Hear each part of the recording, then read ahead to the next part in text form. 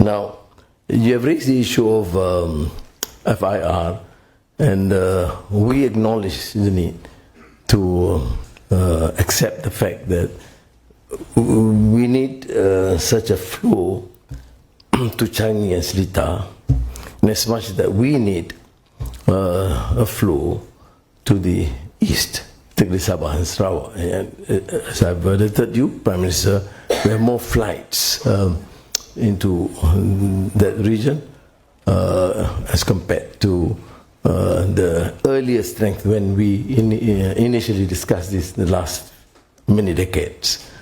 But so the parameters are laid down. We're quite clear on that. So we need to just ensure that whatever arrangement should not frustrate the free movements. And if we accept that principle, I think we can move ahead with more certainty. The maritime boundary, I concede, is more complex. But if we have a clear commitment to try and resolve, I'm sure we should progress. And beyond just recognizing it's a problem, a complex problem, and my position is clear. I've told Prime Minister Lawrence, to my colleagues in the cabinet and also the officials, we must work towards an amicable resolution, even if it is not in full, at least progress in part. There are of course other issues that we have discussed extensively, the regional issues, trade issues, but I think generally we are on the same page. And I am, of course, extremely delighted to be here and be able to discuss very candidly and frankly with Prime Minister Lawrence and joined by the cabinet members. And we should see, other than the formal meetings, more exchanges, more interaction for the two countries. Good afternoon, Prime Minister. It's Afifah from CNA.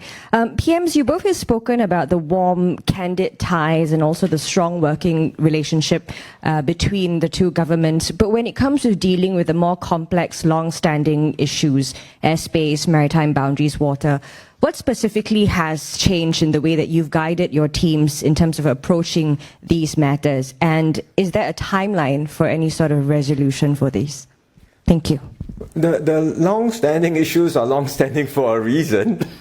They are complex, there are differences in views, and therefore we have to continue engaging one another. What's important is how we go about that engagement, and we do so in a constructive spirit, with mutual respect, trying to understand one another's positions.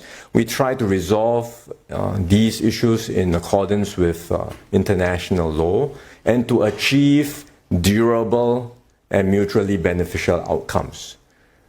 Not always easy to do that, but we can continue to make talk and make progress. For example, on airspace, as you heard just now from Prime Minister Anwar, we had a very fruitful discussion today, recognizing that airspace management is not about sovereignty, it's about air management services for both countries, and to meet the current and future needs of our respective airports.